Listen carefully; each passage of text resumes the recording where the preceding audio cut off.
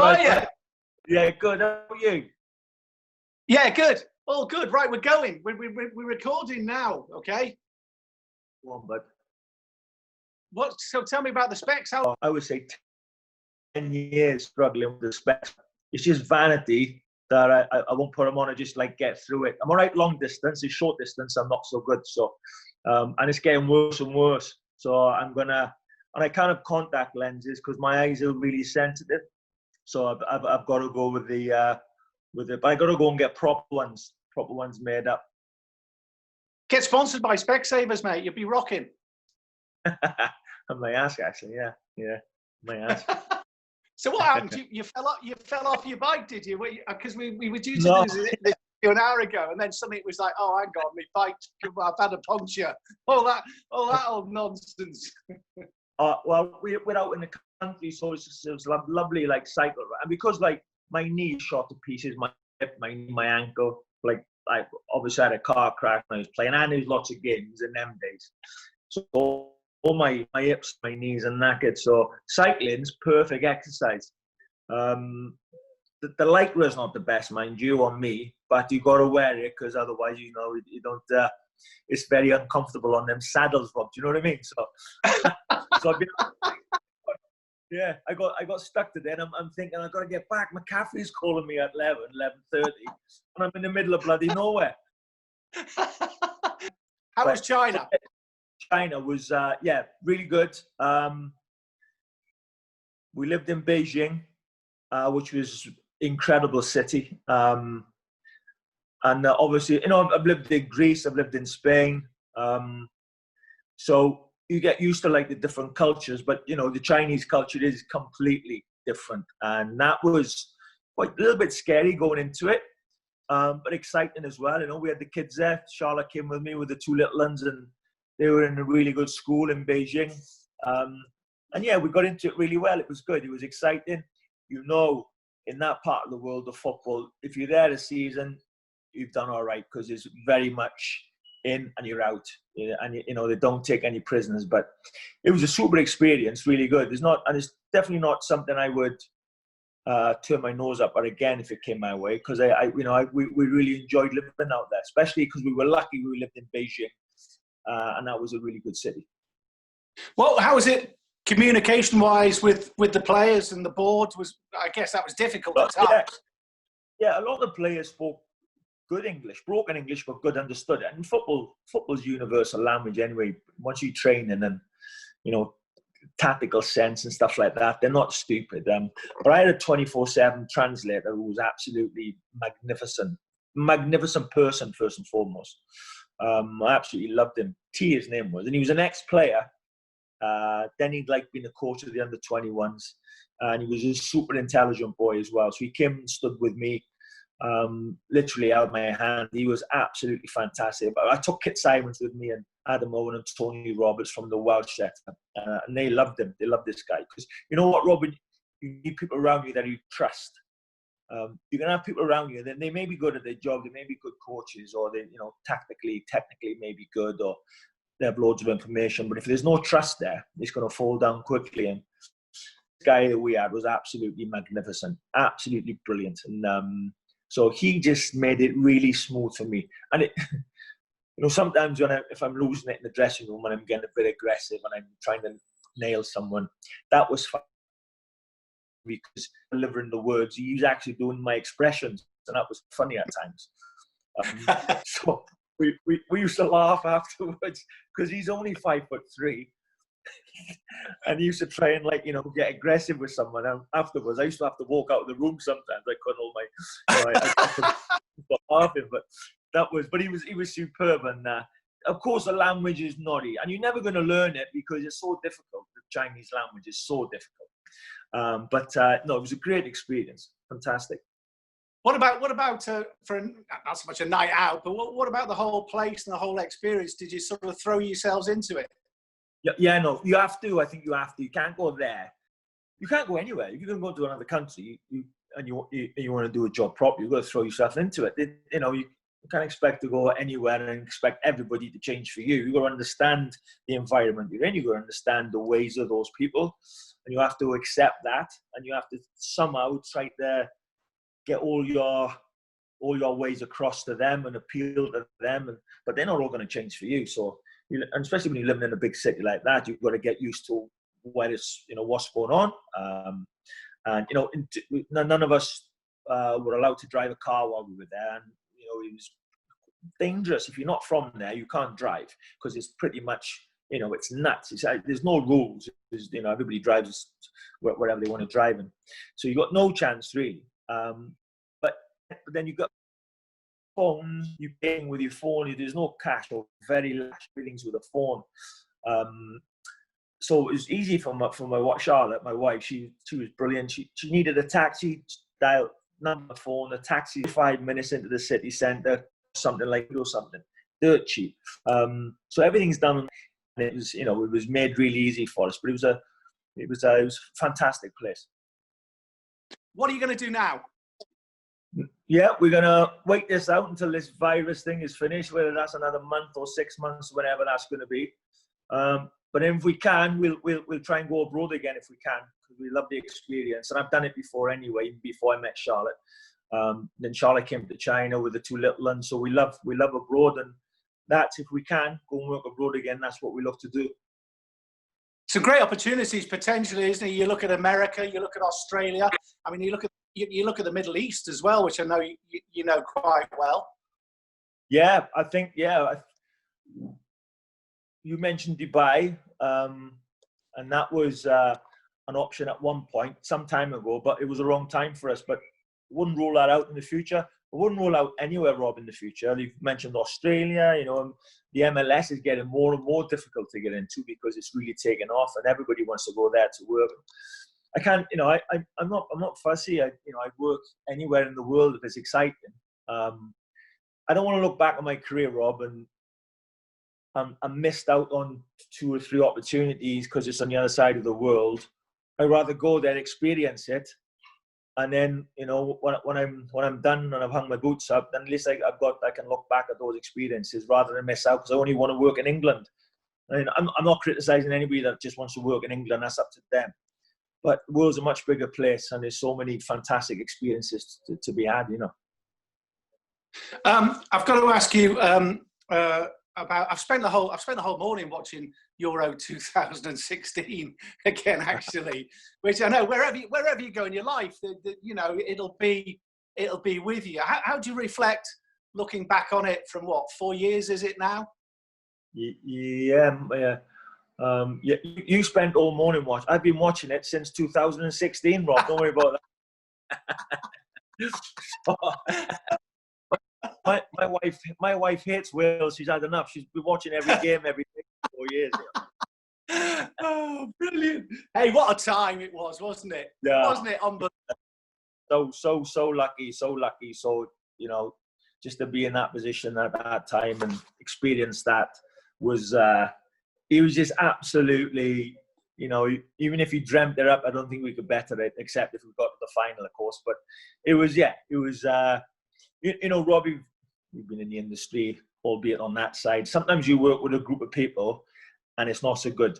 Sometimes you work with a group of people and everybody connects. It's a great bunch. It's a working bunch, respectful, trust. Everything's in there that you need. And that's what we had with Wales. And it was really, really special. Yeah, fantastic. Could you enjoy it at the time, or was it just mayhem? Mayhem. You don't enjoy it at the time. At the time, the tournament was so intense, You're pretty much on an 18-hour a day, where you're up I was up at probably 6 or 7, straight in with my analysts, looking at games, can we find 1% somewhere from anywhere, making sure in every training session is right down to the last detail that we need. But then obviously with the players, you don't want to be doing that to the players all the time when you're barking, and because they need a bit of space. So you've got to get that distance right. So I was lucky with my staff. They were superb, and we had a great atmosphere at the camp. And where we stayed in Dinar, which is right on the coast in Brittany, it was a perfect getaway for us. So we could have a bit of downtime. But the games were thick and fast. obviously the pressure on every game is huge because you can't lose, and it's just absolutely incredibly intense. And when we came back 2 days after the Portugal game, we were all absolutely exhausted from it all, because it's the mental. It's not the physical thing; it's the mental thing that you're going through every hour of the day, basically. And we were just exhausted. But what an experience!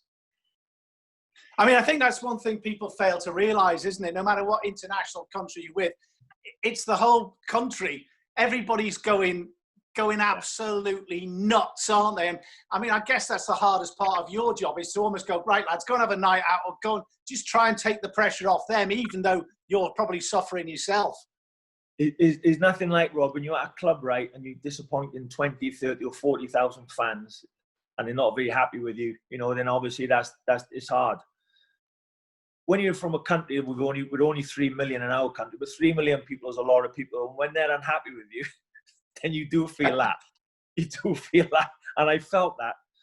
But then when you flip that and you get them on your side and they're with you, then there's no feeling like that whatsoever. And, and you're right with the players, pressing the right buttons, just staying away from them and giving them a bit of space, giving them a bit of downtime is just as important as when you're pushing them and when you're working hard, trying to get the game plan right. Because you've got to get them right mentally, and they need a bit of respite from it all. And we managed to do that with them. And so when we were going into games, they were absolutely ready to go, but super feeling. You'd be a very, very, very, very rich man. I always try to not ask the obvious questions, but I've got to ask about Gareth Bale. I mean, is he the best you've worked with? Oh yeah, best player I've worked with. He reminds me, Rob, of, if you ever saw me play, we were very similar, me and Bale. Very, very similar. In terms, I know that, yeah. In terms, we both needed oxygen to breathe, and after that, we're nothing like each other, right?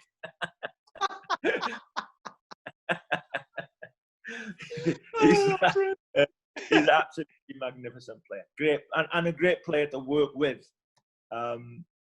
Great. As long as you're organised, because he likes to know the game plan, and he likes to know we've got a game plan and we're organised. And after that, he was dead easy, but super player. Do you think he's underestimated? The way it's sort of, the stuff that comes out of Madrid. Do you think people don't realise how good he is? They paid 80 million quid for him 6 years ago. They've won 4 Champions Leagues in that time. So, they've never dominated the Champions League like that, I don't think, or, not many times where they've won 3 on the bounce or 4 in 5 or 6 years. So if people said when he first arrived there, they're going to win 4 Champions Leagues. I think he's won 11 or 12 trophies since he's been there. It's not like he hasn't delivered. And yeah, he's had 1 or 2 down periods, but who doesn't? And I just think he's been fingered out and accused of this, that, and the other. And people don't concentrate on what he's actually done since he's been there. I mean, if you look at any player that's ever come out of, not just Wales, the UK, that's played abroad, nobody has done what he's done. Nobody has done what he's done and won what he's won. I think he's done a brilliant job for Real Madrid, and he's done a brilliant job for football in our country, or footballers in our country, to say, look, this is what we can produce. And I think he's done a great job. Will he ever come back to the Premier League? He may do. I think if it was right for him and his family, he's very family orientated, and I think if his wife and his children, if that appeals to him, then he'll come back, and he could come back and play for any team in the Premier League. Still now, what's Gareth now? Is he 29, 30? I don't know. Yeah. I don't know. Yeah, but he can still come back and play for any team because he's a great player. Right, listen quickly, because I want to run through a few things for you. Because I think people forget you actually played. I actually just think they think you're a manager who just rocked up. So, quickly, Chris Coleman, 10 questions. Who was the best player you played with? Played with or played against? Played with. Played with. Best player, Ryan Giggs. Ryan Giggs, hands down. He's a freak, absolute freak. I've never seen anybody, except for Gareth Bale, run in one direction and change direction so quickly without losing balance, total control of the ball, and just right. I felt sorry for Giggsy when we played with him for Wales. He was so far ahead of everybody else, you know, he was just such a great player. But yeah, Ryan Giggs, hands down. Best player you played against? Best player I played in terms of a man marking job. Well, it was an attempted man marking job. It was Alessandro Del Piero, the Italian striker. That 90 minutes. That 90 minutes lasted 6 weeks. It was bloody hard, that, mate. I tell you. Oh. Best manager you worked under? The most I took from in terms of tactical and training and formations was Jean Tigana. In terms of psychology and man-to-man management, Kevin Keegan was excellent. I think Terry Orth gave me my big break at Swansea City. He turned me into a man quickly. So yeah, you know, Mark Hughes was good when he took over the Welsh job. Mark Hughes was very, very good. So I got a bit of both, a bit of this and a bit of that from quite a few of them. Tell us a Bobby Gould story. A youngster's watching this.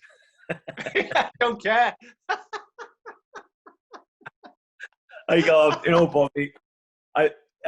When looking back now, because I'm a manager myself, looking back, we should have cut him a bit more slack when we did. But some of it he brought on himself, because I remember once he said, right, we've been having a bad time. And he said, right, now we're going to do everything like the Brazilians do it. We're going to wear the best kit, the best tracksuits. We're going to stay in the best hotels. We're going to train on the best pitches. This is in the meeting at 9:30 in the morning. So we're going to do the best of everything off the pitch to try to get the best from you on the pitch. He said, so let's go training. So when we went to go training, we got on a bus and the bus wouldn't start.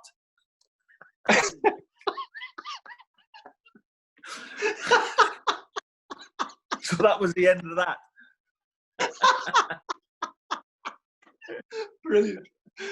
What best spell of your managerial career? What did you enjoy the most?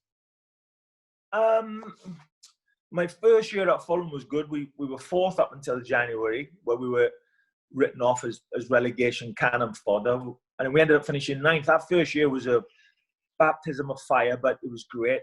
Obviously, the Welsh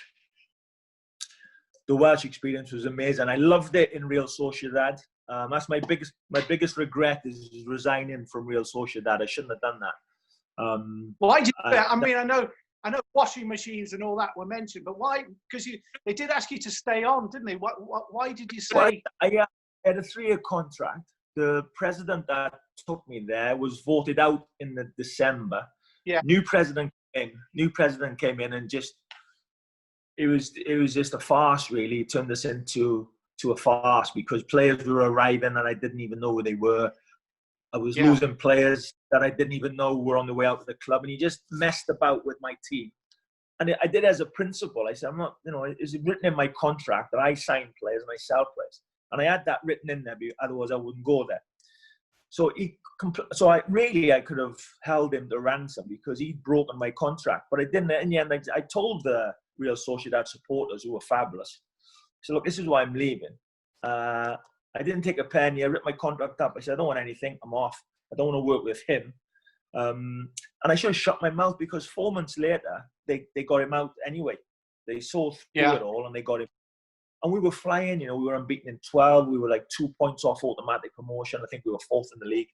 It was going great, but you know, when you're younger, you're a bit more feisty, and sometimes you can't control your ego as well as when you're a bit older. And I should have just stuck it out because it was a great time, but I ended up resigning. But that was a really good experience in Spain. Great place to live, that. Yeah, it was super fantastic. It was the food was just absolutely amazing. You know, I was there by myself at the time, and I got some friends over, and we got out. We'd had a few drinks one night, and we went over the top. The wine was too tasty. Call it what you like. And of course, the next morning we had a press conference, and I was late for the press conference, an hour late. And that's where the story came. I said, I had a leak in my apartment and the washing machine blew up, and I was just coming out of all sorts. Yeah. So that's where that story came from, the washing machine, yeah. But it was a great, great place. It was fantastic place to live. Would you ever go and manage Wales again? What am I going to do with Wales that it's going to better than what I've already done? I think maybe down the line, Giggsy's doing a great job now. It might be way down the line. It's just one of those. I mean, I spoke to Sam Allardyce the other day. I know you know really well, and he said the one thing we seem to be throwing away is experience. I mean, you're heading towards the whatever it is, 35 now. I mean, you know, your experience. You'll be a better manager, won't you, as you get older, basically. Well, it's funny, Rob, because I'm a far better manager now and a better coach than I was when I managed Fulham in the Premier League. Sure. And that's just exactly because of what you just said. It's because of experience. The longer you stay in it, if you want to learn, absorb it, then you come out of it better. So I think Sam's right. You know, you can't. I know there's football trends now. As younger coaches, let me tell you something. They haven't got new ideas. Football is football. There's a net at one end and a net at the other. The size of the pitch is the same. There's a referee. There's 11v11 you start with. There's only 3 ways, right, to score a goal. You either go over the top, right, or you go through the team, or you go around the side. You can't go underneath, can you? So there's only 3 ways you can do it. So all this new stuff that's coming out. I remember 15 years ago when I started, I was like a young coach, and people were talking about this new breed of coaches. Nobody discovered a different way to score a goal. It's the same ways. The training sessions may be different because now it's trendy to do this, that, or the other. That's all right. You can let people have their 5 minutes. But you should never throw away experience. Sam Allardyce is absolutely right. And look at Roy Hodgson doing a great job at Palace, Roy. Roy was written off here, there. He's been at Palace. He's going into his 3rd or 4th year. Palace, a lovely Premier League team. They're in a great position. Roy's experience, absolutely fantastic. Last one for you. Can you put into words the feeling when you beat Belgium in the quarterfinals of the Euros? It's suddenly 3. I mean, what? Go on. Can you quantify it? We'll never understand that. Well, it was. I remember going back to the hotel, and I didn't want to go to sleep because I didn't want to wake up and it all be not true, and I just dreamt it. So I remember thinking, I'm going to go to sleep. I can't go to sleep, but this has definitely just happened. Right? We are in the semi-final of the European Championships. But the feeling was. Normally, when you win as a manager, it's relief. It is relief.